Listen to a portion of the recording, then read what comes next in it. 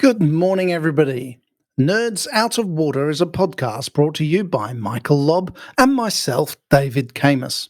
We are two good friends who have partnered on and off in business for over 20 years. Michael runs TeamScale, providing trusted technology advice and solutions to companies having trouble scaling up.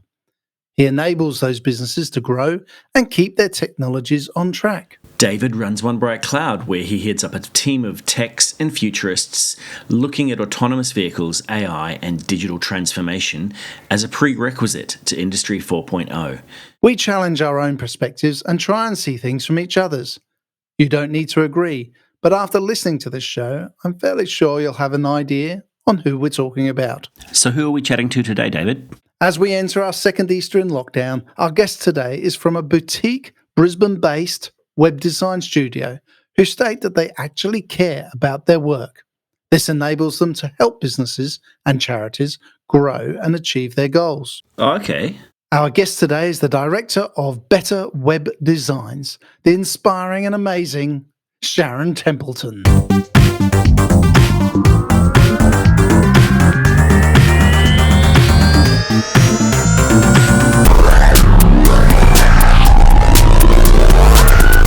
Welcome, Sharon. Hi, David. How are you? I am very good. And Mike, sorry? Do we talk to him too? How are you? We can talk to Mike. He's always there. He's always around. I'm here. You've had a really interesting life. Tell me about yourself and how you've got to where you are at the moment. Okay. So, in all of my 48 years, I have done, now two things. So, for 25 years, I was a litigation lawyer based in Brisbane, specialising in personal injuries. And the last couple of years, I started dabbling in e-commerce. And one thing led to another, and now I've started a digital agency actually, specialising in SEO and website design. So quite different from where I've been. And what's that agency called? Better Website Design. .com.au? Oh, that's easy to remember. .com.au. It is. It's easy to remember, simple to type in. BetterWebsiteDesign.com.au. And great for SEO. That was the aim. And what are you specialising in? Look, that's still developing at this stage. The first few websites I've started are health and wellness area. But I have a lot of experience with small businesses, tradespeople, construction areas, that sort of thing. So I understand those marketplaces fairly well. But there's not a lot of industries that I haven't covered in one way or another as a lawyer. As a lawyer? Whilst it's not necessarily of direct assistance in the digital agency, at least understanding the people and the terms and what sort of things they might do or not do. I think that helps, because if you don't understand the business, I don't think you can really SEO a website properly. Yep, I agree with that. Before you go on, Mike, have you found many of your previous employment have opportunities in your new employment? Because many of us have sidekicks, and I've got a number of e-commerce websites that just tick over in the background, and I'm just wondering if you've got anyone that... Yeah, look, I think understanding, I did a lot of training and learning around e-commerce, focused largely on Amazon Marketplace. Yep. But that translates really easily into just general search engine optimization and product listing, how to build a good product listing, speaking to your customers and finding those buying keywords and looking for buying intent.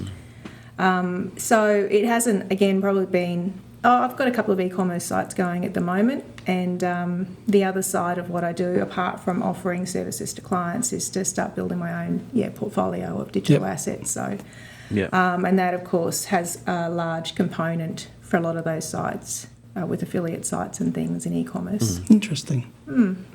Between the law and SEO, I guess ethics is a big part of both of those. I find that there's a lot of... let's say SEO companies that aren't necessarily ethically based. There's a lot of how do you put this in a polite way? They're cheating the system, I guess. So how do you find that your ethics has brought into your new role? Well, it's an interesting question, actually, Mike. Ethics for me was always at the foundation of what I thought I should be doing as a lawyer. And it was really disappointing to see that wasn't the foundation of many others' practices. Ouch. Keep that in mind. Difficult. But, I think it's become less of a focus for people, perhaps, as money became more of the target. But ethics for me, I want to sleep at night, and I want to actually make a difference. So if I can do that, I think the best way to do that is do that ethically. If you're doing it properly, then you'll get the results.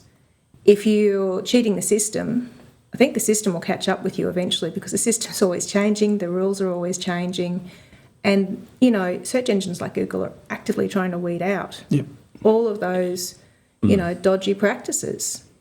So, I don't think it's a long-term game to try and cheat it. Yeah, I agree. It's always right things that humans will read, and you don't need to worry about whether the algorithm changes or not. Yeah. To a degree. To a degree. At some point, someone's got to catch up with you. Yeah. Is there much of a difference in the terms of how you use your creativity between what you're doing in law and now what you're doing with e-commerce?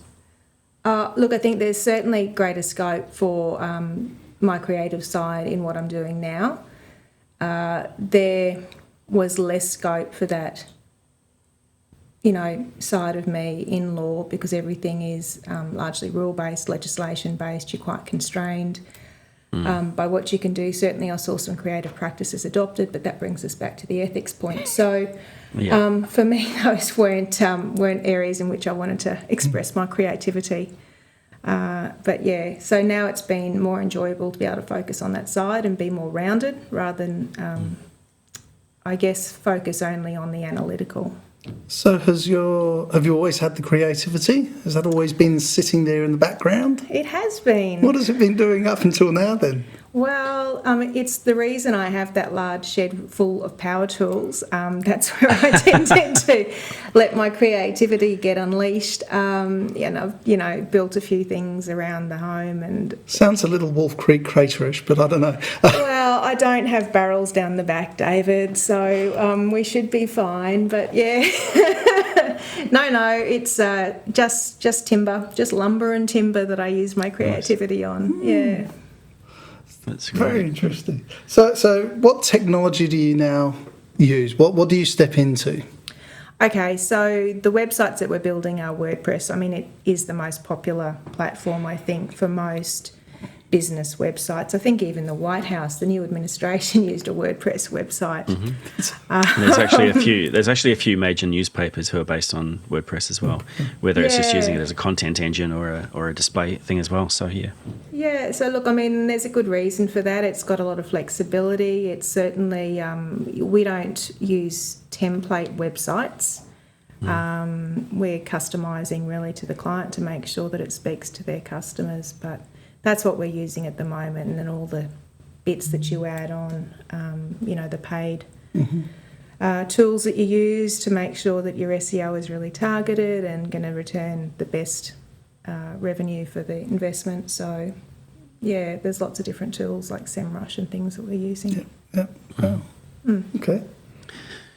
With your clients that you're working with, how do you speak? You mentioned just before speaking to their brand and to their culture and things like that. What sorts of things do you go through to get to that point where you can understand that fully?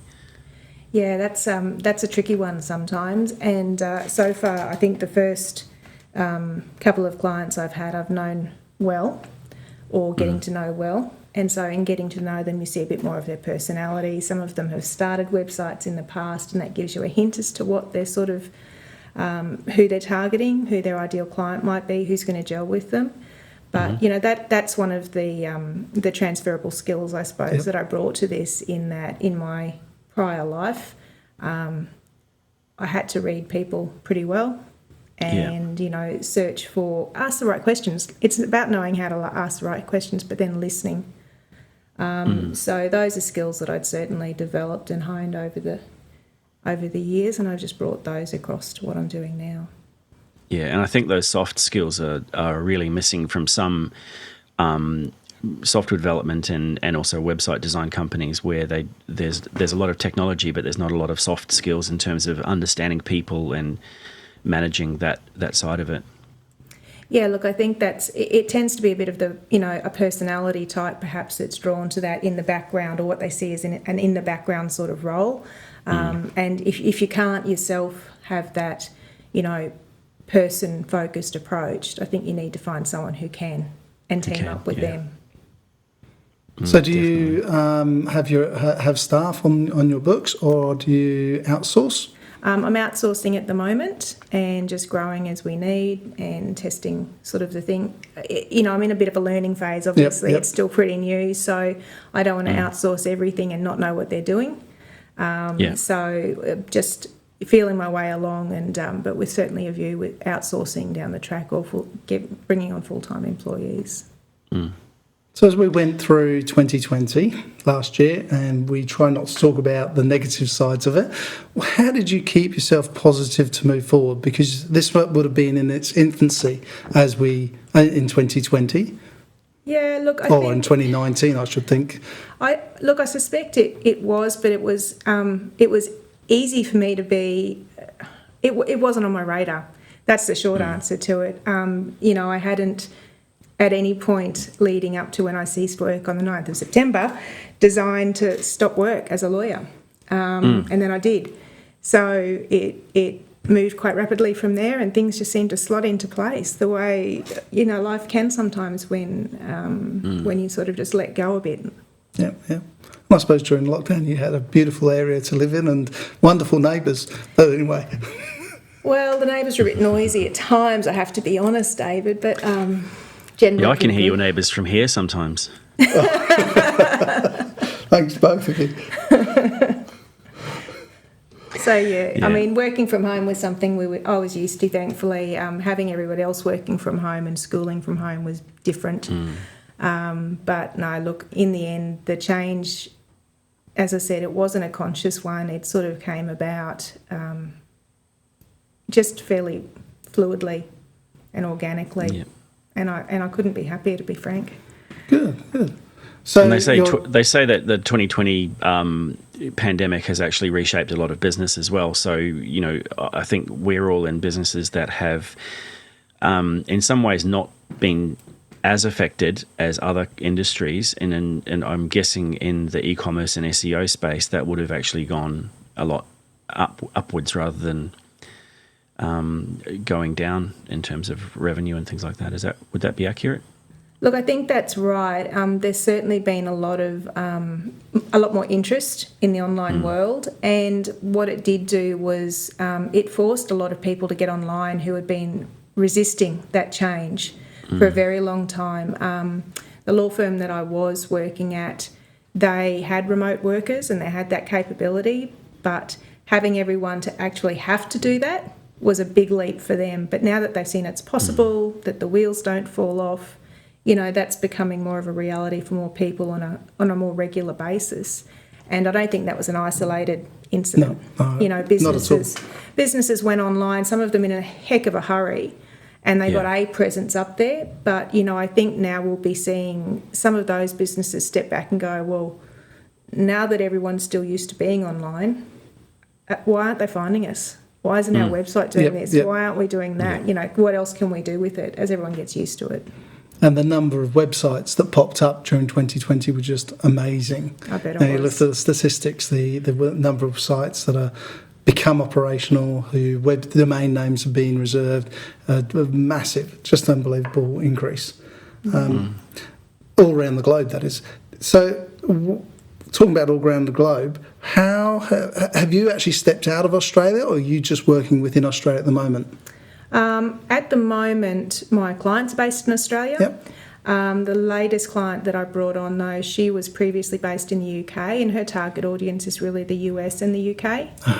A lot of the e-commerce stuff that I'd done was based in the US, So I'd actually been exporting from China into the US, selling in the US. So I never actually sold the product. Drop shipping or? No. Full on import-export. Cool. Yeah. So I'd never actually sold a product in Australia, but I'd sold in the US and met a lot of United States-based people. So, just understanding some of the lingo, and I can certainly still check with them about different things if I don't understand a term, which is, I found a really good thing to do actually, because some of the terms we just use all the time in Australia are really quite offensive to a lot of Americans. Yeah. Always best to do a double check. Yep. Yeah. Do you find that the work style is different as well? Like the way that they're different, that we approach work? Yeah, look, I think the intensity is different, just in their personalities. The way they, just the way they speak, I suppose, too. One thing I noticed, they're really polite in the way, there's swear words just don't enter their stratosphere in the US. In the US, they rarely swear, whereas in Australia, it's become in a lot of places pretty commonplace. Very common. Yeah.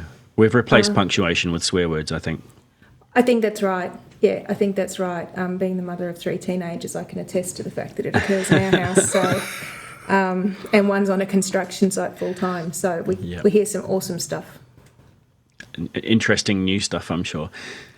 Always learning, Mike. Yeah. So now you're working. Oh, go on then. Yeah. Oh no, I was going to say with your family. With you've got teenage kids and you've got them at home sometimes, and your husband's working from home. How do you find time to balance that between your work and your life? Yeah, well, that's been a big part of the change since I've left the law, actually. I thought I had a pretty good balance previously because I did largely work from home. But that's really come to the forefront, I guess, of my mind now. I've really strict on my morning routine. I've developed a morning routine that gets me being more reflective straight up, and it gets me moving every morning and focusing just on mindset for the day. I found that to be really helpful. So was that similar to my morning routine, getting up about 10 o'clock, having a couple of coffees and then having a nanny nap about 10:30? No, not okay, at all. okay, No, just making sure. No, to be clear, no, not at all. Quite different. Sees an earlier rise and some yoga. I've actually done a lot of work around mindset over the last few years anyway, as part of the e-com. You find a lot of entrepreneurs in that space are really heavily focused on mindset, and for good reason. Are you journaling, Sharon? Off and on. Yeah. I've taken to, I'm using a sort of high performance and productivity planner at the moment, which has a series of mindfulness sort of questions in the morning, and then a place to reflect on those things in the evening. Oh, wow. Really holistic, so it's business focused but also family focused, and that's been really helpful to draw my attention back to the fact that there are people in my life who can be amazing when they're not just being all hormonal. So as you're coming through with your website, so as you're designing, is there any tech that's now in place that you wish you'd had as a lawyer? Gosh, I don't think the two really marry up from a tech perspective, to be honest. I mean, as a lawyer, I was probably more versed in the tech that was available and utilised it more than a lot of others. I'd been previously involved in a different firm who had a big case management system. I helped set that up and make all the workflows for it. And the workflow system that my most recent firm had, I was probably one of the ones that used it the most. I remember when we first had that lockdown in March last year, I was to attend a multi-person mediation, so there would normally be, 12 people in one room, and then you'd have breakout rooms, physical rooms. The mediator had to deal with that going on a video call, on a Zoom, and he was not coping too well. He lost people in the ether. So, happily I had experience in those, with that technology previously, and I've just carried that over to doing what I'm doing now. Certainly if I hadn't used that, and that was all e-commerce, I should say, e-commerce experience with that sort of technology and some of the groups that I've been in. But yeah, if I'd been one of those tech-adverse lawyers come into this, it would have been a much more difficult transition. I think a lot of businesses thought it was a very difficult transition, even ones that thought they were in front of the technologies. Yeah. They found all of a sudden having everybody working from home just crashed everything. But I go on a weekly advisory board meeting, and we often have breakout rooms, and they're all on Zoom. So, as you're well aware, it's quite easy. And I think people are now learning that capability very quickly. Michael and I both have outsourced technology people, and we've always done video conferencing and remote communication. So it actually works quite well. But getting some big businesses on board was quite hard during the time. Yeah, look, I mean, I think ultimately if the court system in Australia can do it, there's no reason any business cannot do it. Courts aren't always forward-thinking with the technology, but they've embraced it. All different platforms, of course, because you wouldn't want to be consistent, but, you know. And how do you convince people that are tech adverse to try it out? Look, I've always just focused on the dollars, to be honest. If you can show there's a benefit in the dollars, particularly when you're talking to business people, then that tends to get their attention. And to be honest, I don't think if there's not a case to be made with the money in mind, why do it? You've got to have some goal, and if you don't have your goal in mind at the start, what are you measuring against? Yeah, exactly. That's a good point. Yep. Are you a social media person? Do you do a lot of social media, whether it be Facebook or Instagram or the like? TikTok. Not really a social media person. TikTok? I have heard there's a TikTok. I'm not familiar with it. Look, I don't. I tend to be on Facebook for personal reasons, off and on. I'm really not the person you want to get hold of that way. Instagram still scares me a bit, to be honest. And although I have followed Arnold Schwarzenegger of late, and he's got a really cute donkey, so that's been a find on Instagram. On Instagram, okay. Yeah. And I do mean a physical donkey, it's not a euphemism. A real donkey. Another thing we won't follow through on. I get told a lot that I post on Facebook by my wife, who posts on my behalf. Right, yeah, okay. And then I have different people who post around the business and the business entities, so that always works well. Yeah, look, I mean, that's something that I did quite a bit of, and with the e-commerce stuff, that seemed to be, more about just building that brand presence and being in all of the spaces where your customers might be. I certainly think it's becoming more prevalent, and people are looking for content, particularly video content's becoming huge. So places like YouTube and TikTok, although I had to explain to my daughter the other day that guinea pigs don't hibernate because she'd seen a TikTok video that suggested they did.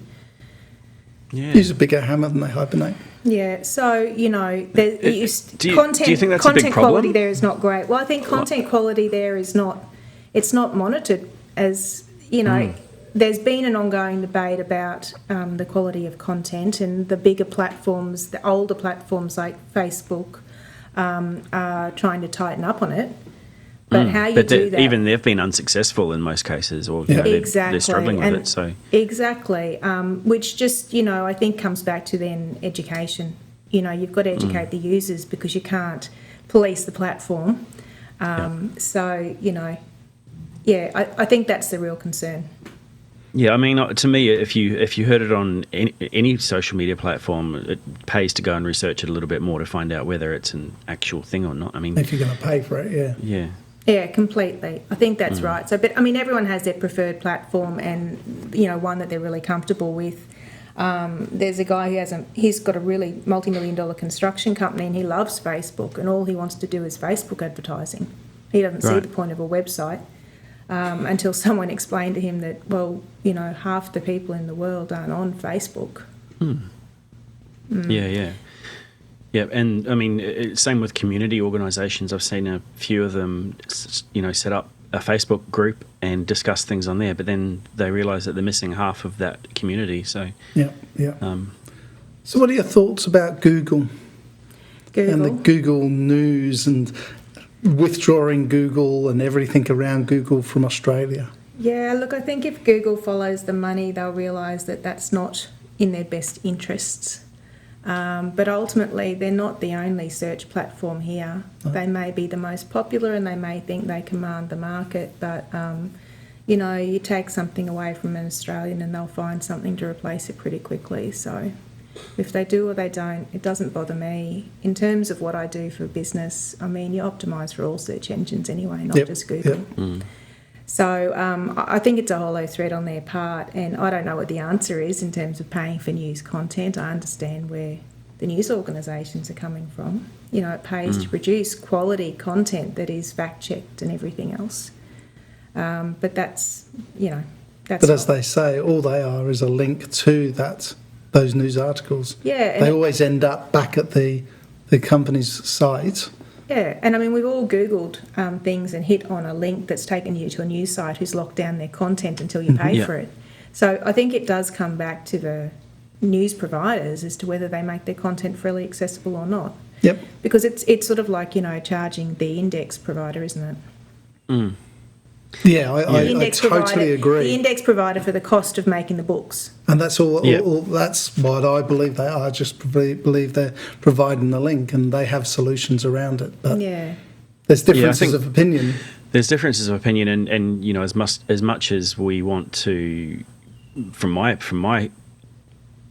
way of thinking, as much as we want to bash Google up, I probably would side with them over some of the media organisations that are pushing this as well. So, you know, which all end up as global media organisations anyway. There's very few truly Australian ones. Well, I think if you look at a lot of the media sites too, you know, they're making money from getting traffic to their sites. So are they shooting themselves in the foot? Yeah. And there has to be a way to manage this, whether it's through a royalty system or through, you know, some sort of subscription. Google are already paying a lot of money for that content. They probably just want to, you know, there's got to be a middle ground somewhere for them that's going to benefit the public. I mean, at the end of the day, journalism is journalism because people need to understand what's going on in the world and they need to hear the truth, not that you know, not the hibernation patterns of small rodents. Indeed. Incorrect. And it wasn't that long ago that YouTube went through this with music being played in the background of anyone and everyone's YouTube video. So they had to lock down video that included, or all they did is wiped the soundtrack, didn't they, from the videos? Yeah. I mean, I've worked in the music industry for a while now, and currently working with a publishing company that is, you know, having to deal with some of those issues now as well. And again, it all comes back to royalties and copyright ownership. And again, I'm not a lawyer, but you know, if I wanted my music to be played on a YouTube video, I'd probably feel okay about that, and I'd probably just want to talk to someone and say, yeah, that's fine, get some sort of permission basis set up. But then, you know, I can understand that there's some record companies who are missing out because since streaming has started and CD sales have gone down, so they want to be able to make some money out of that. Right, and look, I mean, again, I think if you come back to that principle of following the money, if they follow the money and realise that that's where the money is, they just need to tailor their way of doing business to make sure that they're capturing their fair share. Yeah. It comes back to the content producers, and if you're producing great content, then you need to make sure that you're getting paid for that, and that's really up to you, I think. Yeah. It was a debate that came up in the autonomous vehicle industry recently, where the images from the LiDAR and radar that are being captured, who owns them, especially if there are images of you or me or corporate signatures, logos, etc., etc. It was a debate that came up and hasn't yet been resolved. But yeah, well, I mean, you know, yeah, it is. I think, you know, for me the question is more about where does that information go and what purpose is it being used for. Yeah, you have to understand the ownership behind it, but, you know, are you asking a question you don't need an answer to, or are you asking a question you need an answer to? Yeah, because if information is always being sold. sold, kept somewhere. Yeah. That's the problem. It comes back Who's to what it we were being talking about at the sold beginning, by? ethics, isn't it? Yeah, back to the ethics, In China, everybody is captured how many times a day, and the same in London, in the UK, but not across the UK. In Australia, I think it's only in the capital cities, but we're all on camera all the time. Yeah. I mean, that's the world we're in, isn't it? So, There's a lot of people who don't agree with that world. Big Brother's watching me. yeah. Big well, Brother. unless you have pants off Friday, I mean, you're probably going to be okay in most places, aren't you? Well, I was having a Hang pants on, off wait a minute. Thursday. Hang but on. I had a Have you got visitor. pants off? Yeah. Hold on. This is a podcast, isn't it? Yeah. No video. I've got pants for radio as well. Radio pants. We got 3 questions that we ask everyone just to get an idea about who you are and where you're going. What would you do differently if you had a chance in your career? Oh, gosh. I actually don't think everything considered I would do anything differently. Simply because where I am right now is really working for me, and I can't say that if I'd done anything differently in the past, I'd be in the same place. Great answer. I mean, yeah. That's lot an amazing answer. It's very very wise. If you weren't doing what you're doing now, or what you were doing prior to that, what do you think you would have been doing? Like, where do you think your career could have gone if you hadn't got into law and then e-commerce? Oh, gosh. Again, I think when I left school in, was it 1984, 1989? It was a long time ago. That's the year I came back. No, just after the year I came to Australia. All right, well, we all know you're older than me, David. Ouch! However, yeah, look, I think my world was so small. Maybe I would have travelled more. And certainly that's something that I want to be doing in the future when we're allowed out of the country again. So, yeah, travelling more. If I'm not working, I'd like to be travelling. In terms of other career choices, gosh, I just don't think my world was big enough when I was 17, 18, even up to 30 to have considered anything else. Were you always in Brisbane? Yes. Yeah, wow. Do you have any predictions for the future of the industry that you're in at the moment and technology around the e-commerce and SEO side of things? And what are you looking forward to about that? Look, I think in terms of both my former industry and the current one, it's just they're growing in terms of their use of technology. Yeah. So, a lot of all those non-tech industries are having to become way more aware of what's available, how to use it best, how to get it to, use it as a tool, how to use it as a tool to advance their business goals. Being on the tech side now, I mean, there's work for everyone. In terms of the digital assets, the marketplaces are going crazy. There's a lot of money to be made in producing and selling high quality digital assets. And, you can tell by the corporates getting into that marketplace that that's where the money is in the future. So if that's not part of your personal portfolio in the future, it'd be Googling digital assets building or something like that and figuring out how to get into it. You heard it here on this podcast. Digital assets building. Google it now, or Bing if we don't have Google. Well, actually, Or depending on when you're hearing it, yeah, for sure. So, look, I think it's just going to go more and more techie, and there'll be more and more platforms coming as everyone tries to find something that suits them. But you've got so many people in the world with so many different ideas. There's just going to be platform after platform after platform. Yeah, there is. Yeah. There already is, and they're already coming. I agree. Yeah. So it's just going to be, change will be the new normal, and people who aren't good with change are really going to have to find a big rock to hide under, or just try and adapt. Try and adapt. Yep. Sharon, thank you very much for coming. Can you give yourself a plug one more time? My name's Sharon Templeton, and if you need help getting your website working for you, call me. My website is betterwebsitedesign.com.au. I'm based in Brisbane, but can work with you anywhere in the world. Wonderful. Thank you very much for your time today. Thanks, Thank David. you, Sharon. Thanks, Mike. That's amazing.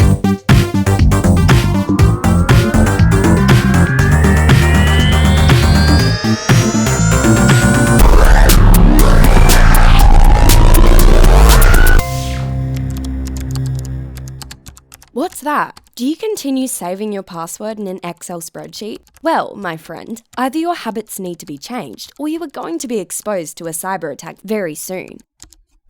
At TeamScale, we have decades of experience assisting our customers in securing their business and optimizing their process, making them more competitive in the market. Be bold, be smarter, be faster with TeamScale. Visit teamscale.com to learn more.